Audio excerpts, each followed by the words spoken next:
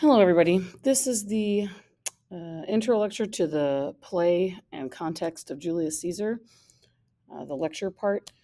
You should have already watched the short TED Ed video on the history of Julius Caesar to get ready for our play that we're going to go pick up on Friday called Julius Caesar by William Shakespeare. So before I start talking about the play, the characters, the plot, and all that good stuff, let's have a little, not a quick write. Let's just have you don't have to time yourself, but just answer briefly in the box. If Nixon was your best friend and you knew what he was doing, Watergate, Vietnam, what would you do? Who would you betray? Your very good friend, maybe the best friend you ever had your whole life, or your country? In case you don't know who Richard Nixon was, he was the President of the United States in the late 60s to the early mid 70s. He had to leave in shame after getting caught being part of a conspiracy to spy on his political enemies, and that's what's known as Watergate, because he sent some of his men to go break into the opposite party's office and rummage through stuff and to try to steal information so he could try to win elections and stuff. And so it was a problem when he got caught and lied about it. And so it was a huge to do. And it was so bad that he had to resign because he knew he was going to not only get impeached, but convicted in the Senate and maybe go to jail. So it was kind of a deal of leave now and you don't have to go to jail. And his successor then pardoned him so he wouldn't go to jail. But that was the deal to get him to leave because he had been so bad. He also got in trouble since we found out that he purposely kept Vietnam, the war, going in order to win an election. And he did win. And that means he used people and let them die just so he could win an election. Pretty gross. So, but let's say this is your best friend, right?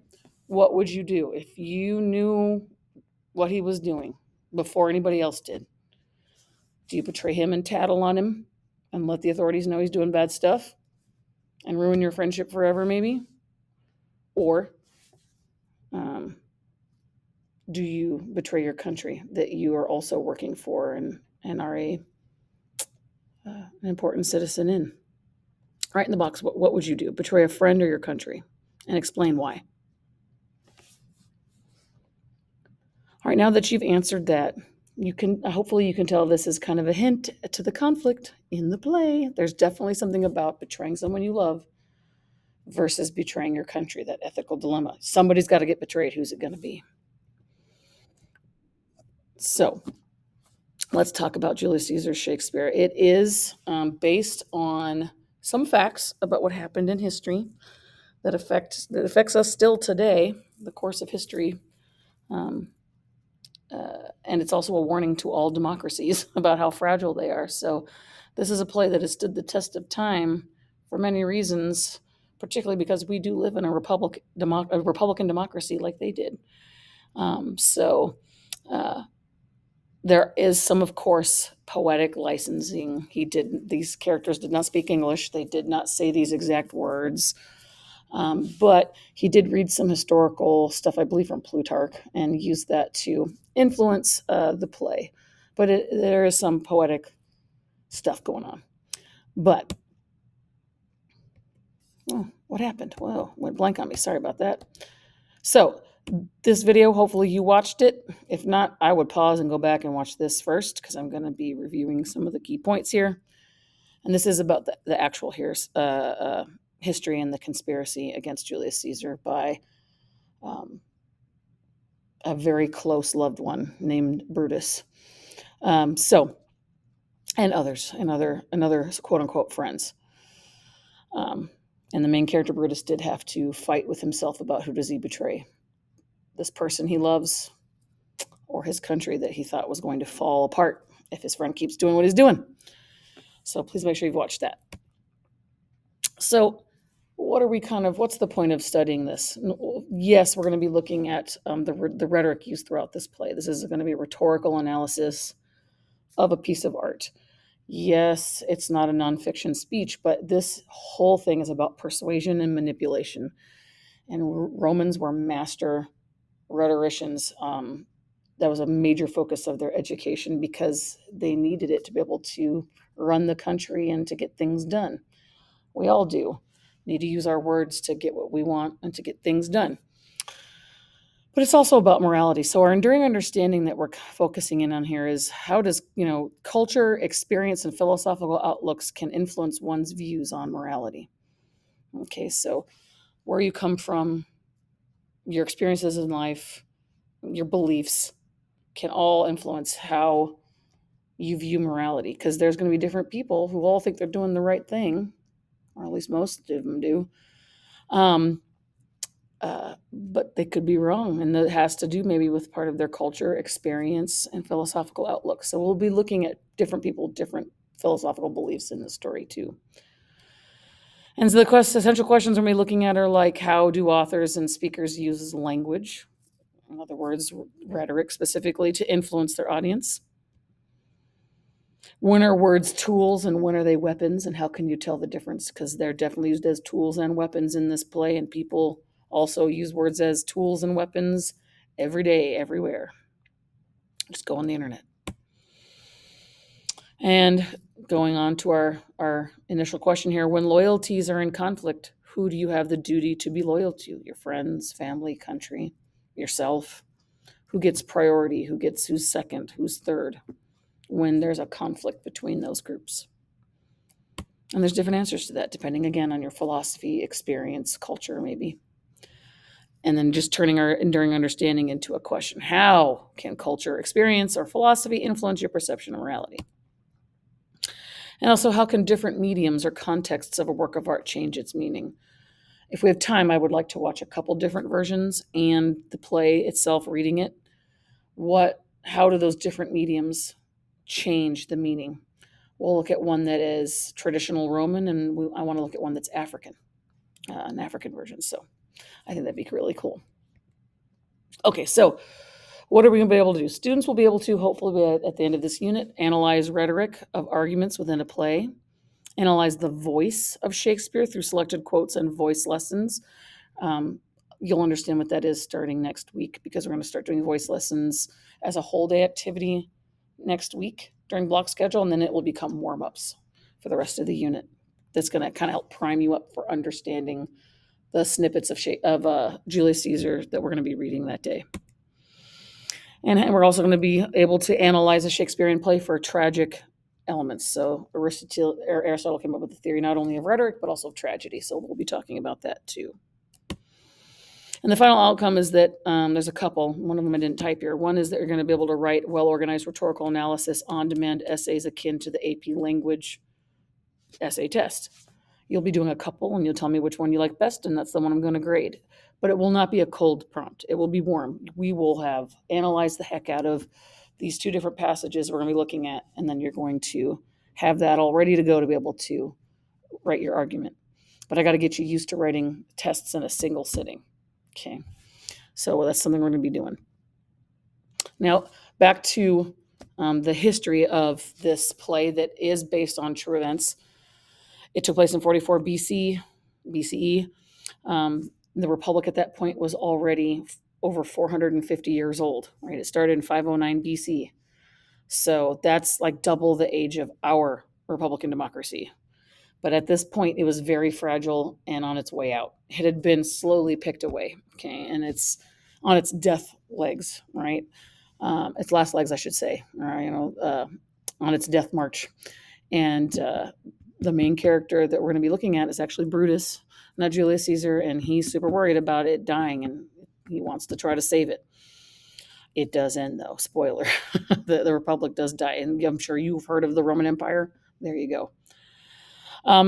When this story takes place, it was generally a time of peace within Rome itself, but Rome was a giant expansionist, colonialist force That's another meaning of empire, right? So they went and conquered many people as much as they can. They try to spread the Roman Empire and control over large swaths of Eurasia and North Africa.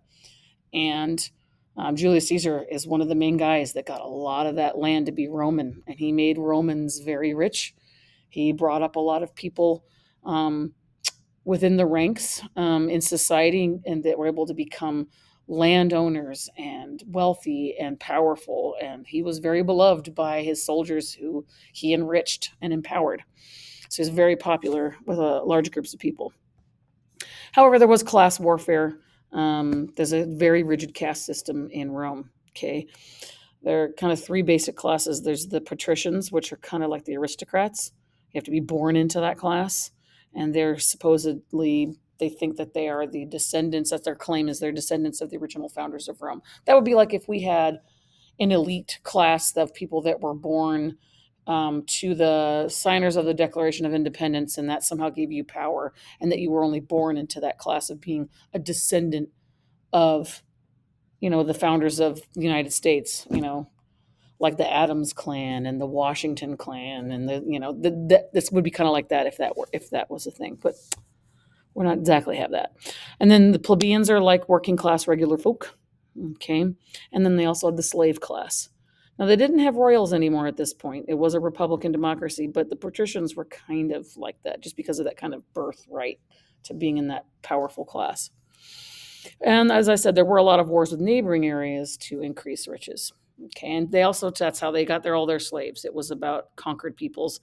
It wasn't so much one group of people like the Americans did with pulling slaves out of Central and West Africa. It was, if we conquered you and we don't kill you, you're probably going to be a slave.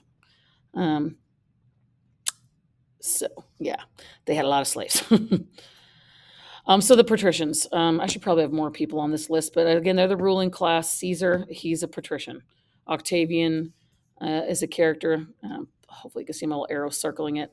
That is his adopted grandnephew. He didn't have any legitimate sons. He did have a son with Cleopatra, but that was not legitimate. He was married to somebody else, not her. So he couldn't be the heir to what he hoped was to be a throne. Because Caesar was trying to be a king, that's for sure. And so he adopted him to be his kind of heir of the family, his grandnephew. And Octavian was brilliant, and he becomes the first emperor of Rome. Brutus, the main character, is a part of the patrician class. In fact, it's one of the theories is that Brutus and Caesar are actually related. That Brutus is the son, the illegitimate son of Caesar, because of his dying words. Which, if you saw the video, you should know this. That when Caesar was stabbed by his buddies, they thought he said one of three things. One was nothing. He just went, and died because he got stabbed so much, which is probably the case. Another witness said he said, "Et tu, Brute," right? Even you, Brutus. Then let Caesar fall, right? He's like, well, if you hate me, then I guess I'll just give up, which is sad. Shows you how much he loves him. He's like, well, if you hate me, I'll just go. And another one is "Et tu," like he says, even you, my son. Now, does he mean literally his son, or is it like figuratively because he's younger than him? And the fact that he forgave him for being on the other side of another civil war with Pompey Magnus, it's probably his kid. And so to be betrayed by your own child, ouchie, ouch. So might be his daddy. So definitely part of the patrician class. There's another character named Cassius. He's one of the antagonists of Brutus. He's an antagonist, but he's also like his friend. You'll see. Cassius is one of this group, all the conspirators. Mark Antony, who is definitely the antagonist, and another aspect for our main character, Brutus. He's definitely on the opposite side. He's good friends with Caesar and wants revenge for the death of Caesar. There's a character named Artemidorus. I don't know what he is. He's probably a plebeian, not a patrician, but it's hard to say. But basically, all the people wearing the white togas with the red stripes, they're patricians because they're senators. So they're definitely the ruling class. Now, the plebeians, you can see in the picture here, they're, working class folk. Okay, they're tradesmen and stuff. Just typical citizens. And there's not very many of them in this play. And plays of this time is usually focused on princes and lords and knights and fancy royalty people and nobles.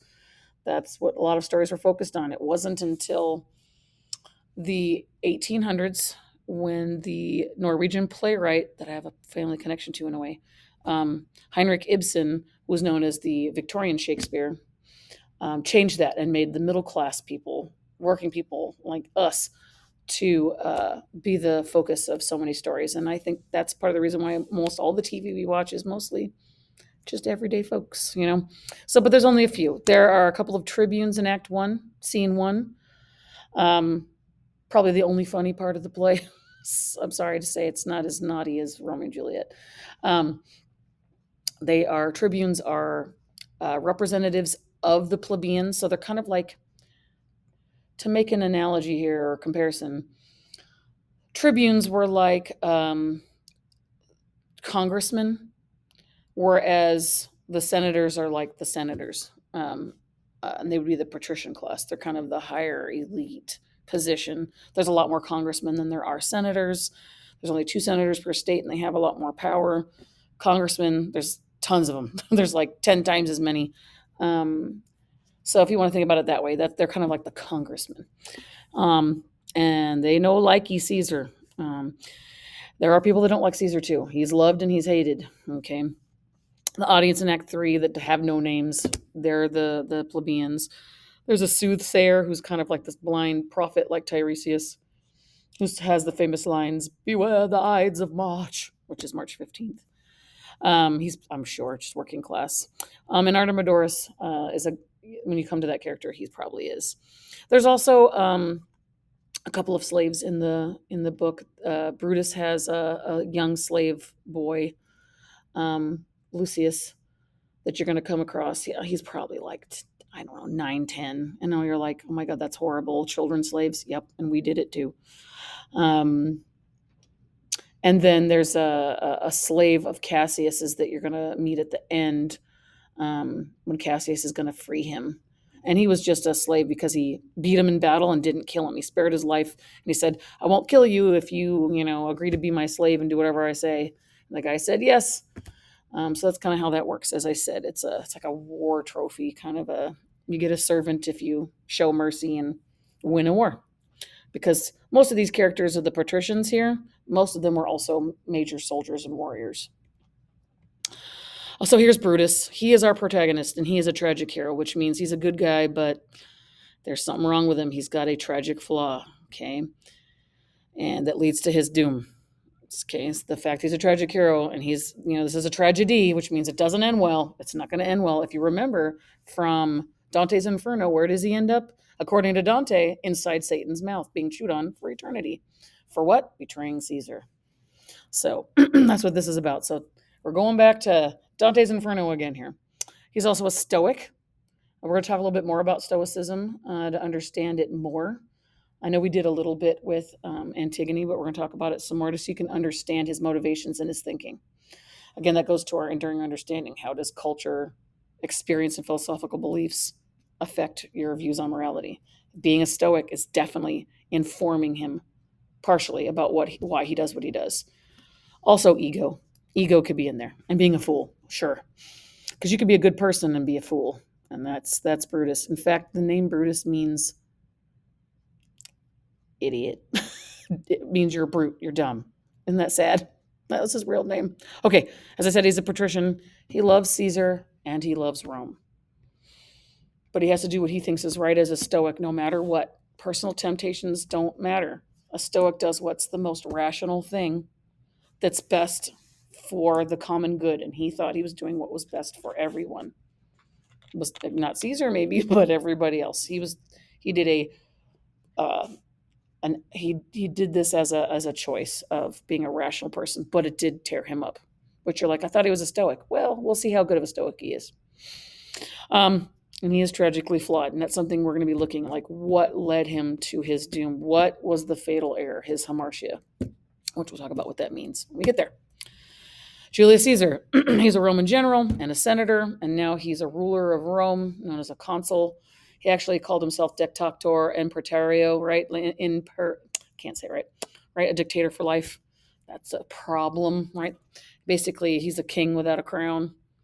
Um, he refused to step down, which is kind of why he had a big fight with a guy named Pompey Magnus, who was his son-in-law,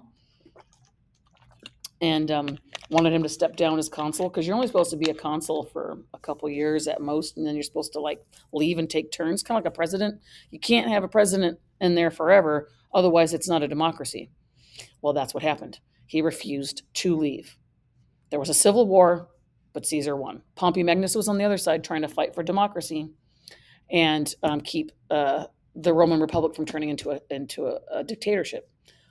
Well, Pompey did not win. He lost, partially because Julius Caesar got some help from Cleopatra, the last pharaoh of Egypt, and got rid of Pompey. In fact, you're going to see that it's important to know who Pompey is. Pompey Magnus not only was his brother-in-law, not only was his kind of enemy over this whole dictator versus democracy stuff, but you're going to see where Caesar dies is very important. Look at where he is when he does die. Pompey's there. And at the beginning of the play, he's just returned home in triumph after a successful military campaign, bringing a bunch of riches and land to Rome, and people are celebrating him. There's a big parade going on. And the people are having a holiday, and they're super stoked. And that's where we see kind of like the conflict in Rome itself, where the tribunes are people that are mad about Caesar. They are on Pompey Magnus's side still, and they're mad about Caesar winning, and they're still worried about the democracy falling. And then there's the people that love Caesar. So there's the people that love and hate him, and there we go, right? So that's kind of, you could see that he's a controversial character. And Brutus worries that Caesar wants to be king, because he does. But you're going to see he does deny the crown 3 times when Mark Antony offers it to him. So you're going to see that in Act 1 also. But he probably is too power hungry. Julius Caesar does love Rome, but he just thinks he's the best thing for it. And he's unable to separate his public life from his private life. He actually starts to seem like he believes he's a god. Might be the fact that he was shacking up with Cleopatra, and if you know anything about ancient Egyptians, they thought the pharaohs were literally gods. So if he has an affair with her and has a child with her, he might have had a god complex. In fact, you're going to see evidence that he might have had a god complex in the play. And he was, super seduced by the populace's increasing idolization of him. There's like statues of him as if he is a god all over the place. People using the statue as effigies to like a kind of like a temple, like not temple, but like an altar. So people are worshiping him like a savior, and it's hard to not believe you are that.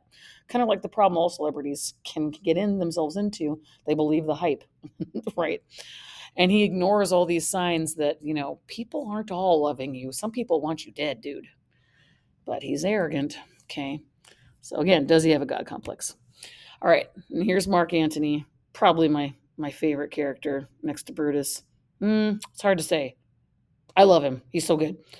Notice where, if you can't tell, that's blood, and that's Caesar's body. Look what that says. Pompeius. That's Pompey Magnus.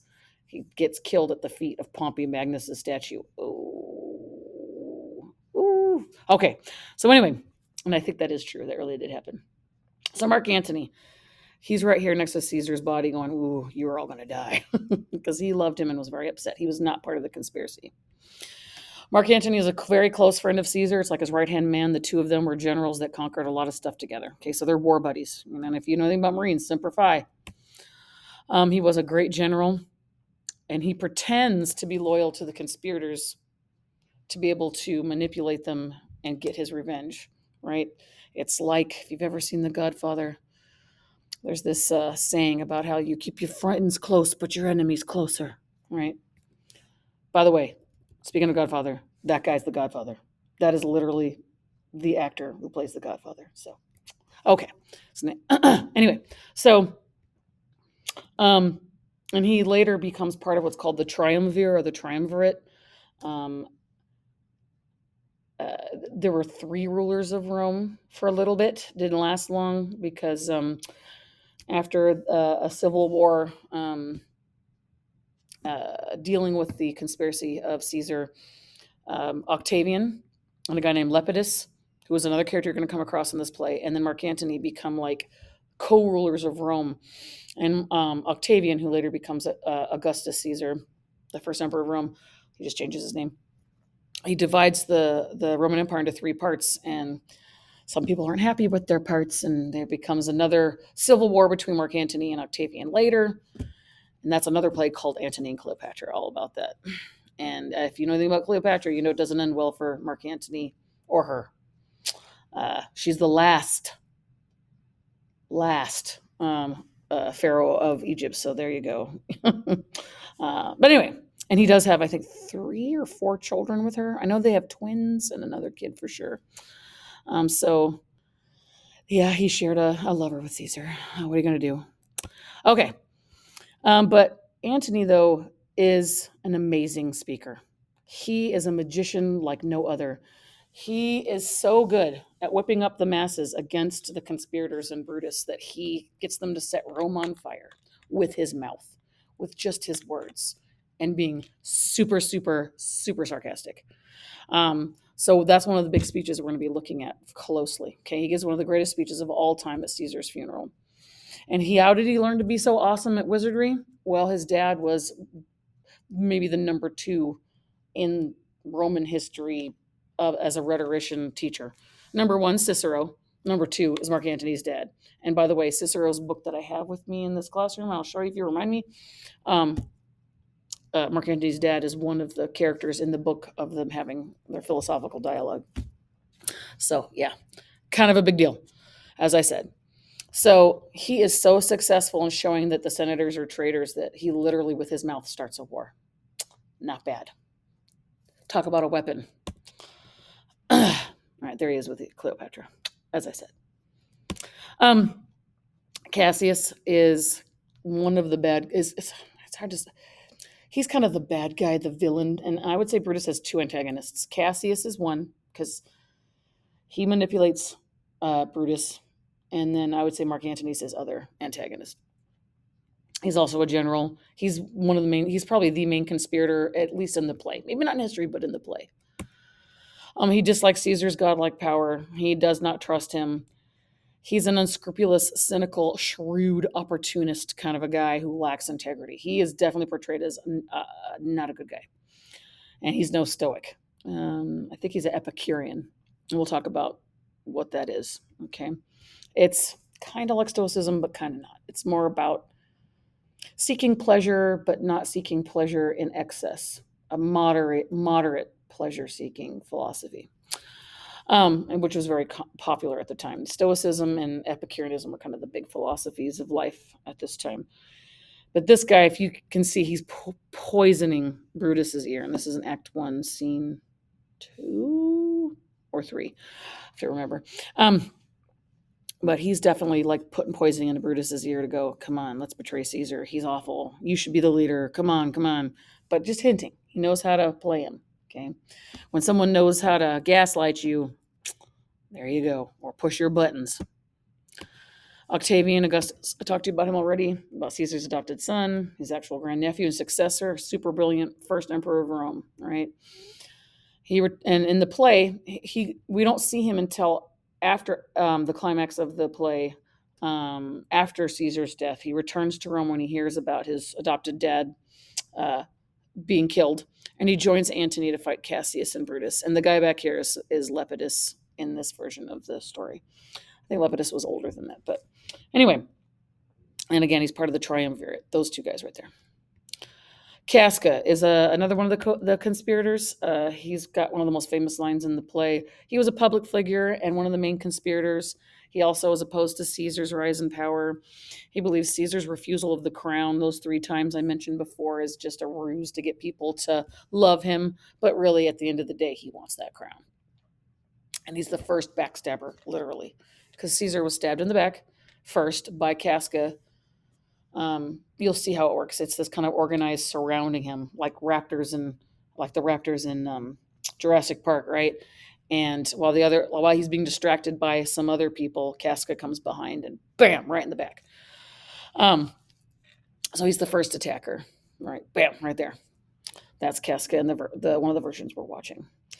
And Caesar was not that old. He died at like, I don't know, if they're early 50s. This guy's like 70. Come on. No. No, he was still pretty fit. He did have epilepsy though. They call it in this the falling sickness. And I'm not sure it's because he had a bad fever, and once you have a seizure, you can have more seizures after that. Or if he had a head injury, I don't know. But he was known to have epilepsy and have seizures. Calpurnia is the wife of.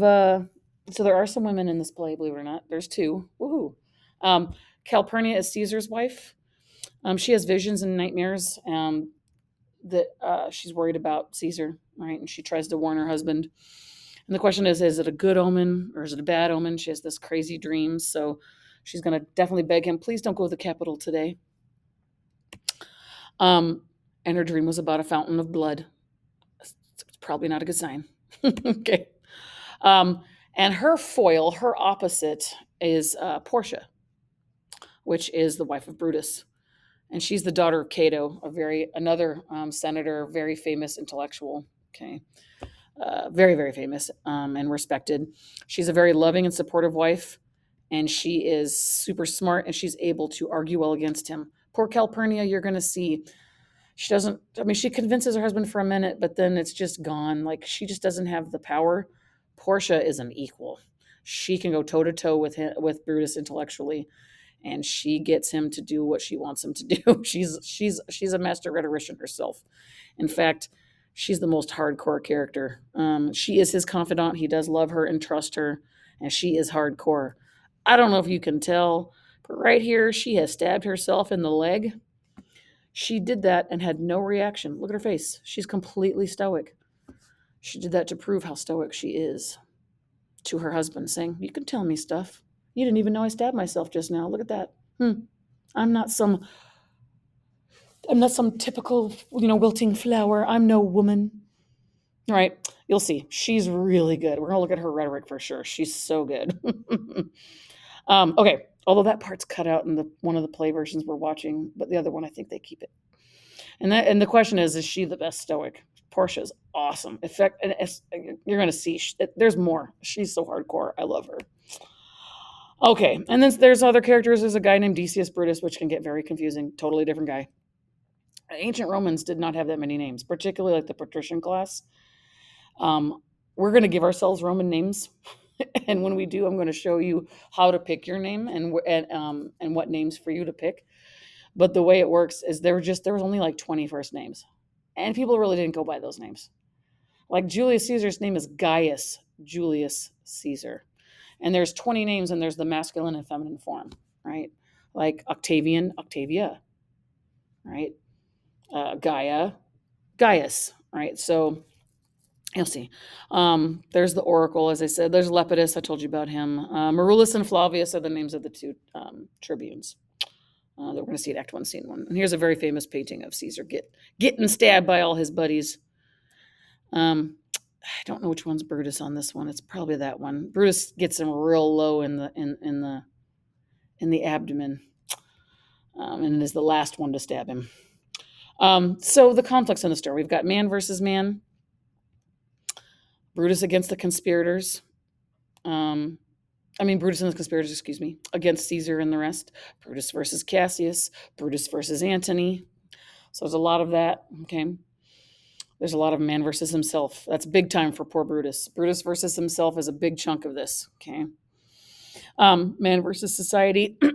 There's the patricians versus the plebeians, the Epicureans versus the Stoics, the loyalists to Caesar versus the loyalists to the Republic. Okay, there's man versus fate. In fact, if you've heard of The Fault in Our Stars, Mr. John Green got that from this play in one of the lines towards in Act 4 or 5 when he says, "The fault, dear Brutus, is not in our stars, but that we are its underlings." Oh, no, that's Act 1. It's Act 1. Sorry, excuse me. Yes, it's Cassius saying that. I had to think about it for a second. But there's definitely stuff about fate. Stoics believed in fate. Romans definitely believed in fate. If they believed in the pantheon, they believed in fate, literally and figuratively. So, and Brutus has this ancestry. His ancestor was supposedly a Brutus who got rid of the Tarquin king that started the Republic itself. So he feels this kind of fate of being a Brutus, being part of that family line, that it's his duty to to prevent kings and to maintain the Republic. He's, the Stoics believe in that. And tragic heroes, it's all about fate, right? So there's definitely man versus fate too. And so what we're doing is we're going to be looking about 15 to 20 quotes and really digging in on them. Okay, we're going to read the whole play, but we're only going to focus on little moments to really do some rhetorical analysis. Okay, and the things we're going to be looking out for are the speaker, the context. Okay, which, right, this is like soapstone, isn't it? You're going to need to summarize what the heck it was saying in your own words, because Shakespeare's writing poetically. You need to be able to paraphrase. What were they saying? So for each quote, you're going to need to know who's speaking, what's going on in the story at this point, right? The exigence of the situation. You have to summarize in your own words what was being said. You need to be looking up for the rhetorical modes or persuasive techniques that the speaker is using to try to get what they want, and you need to try to figure out what the heck they're wanting. Like what is the purpose or the intended effect of their manipulative speech, and what was the actual effect of that persuasive or manipulative speech on the plot or on the character or characters. Like, how did it work out? Okay. And so what you're going to want to do is get big old note cards. I'm not talking little ones. I'm talking the big ones. I will have some for you, but if you can buy some, that would be great. They're not cheap. These are like half a sheet of paper, almost their size, because you're going to need it. And we're going to be doing this together. Okay, so don't freak out. And I'm going to model for you, and then you'll do some in groups, and then you will do some independently, and then we'll share out and make sure that your analyses make sense. But you're going to have to know the act, the scene, the line, okay, which is the where it is in the play, who's saying it, what's going on in the story, the paraphrasing, and the rhetorical analysis stuff, right? Okay. And we're going to do a couple at least a day as we're reading this. It depends on the day. And as we go through these, you need to keep looking at them. You don't have to memorize them, but if you see the quote on a test, you need to know what's going on. That's the point of this, so that you're ready to go. Okay. So that's what we're doing here.